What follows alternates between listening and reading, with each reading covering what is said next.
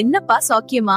இந்த தோட்டத்தை பாருங்களேன், எவ்வளவு கலர் கலரா பூத்திருக்குல்ல. ஆனா இந்த பூவெல்லாம் வெறும் அழகுக்கு மட்டும் இல்லீங்க, இதுக்கு பின்னாடி ஒரு பெரிய கதையே இருக்கு. அடி சக்தி, அப்படியா சொல்றீங்க? நம்ம ஆளு தேனிய பாருங்க, ஜம்முன்னு வந்து ஒரு பூவுல உட்காருதா. அது எதுக்கு தெரியுமா?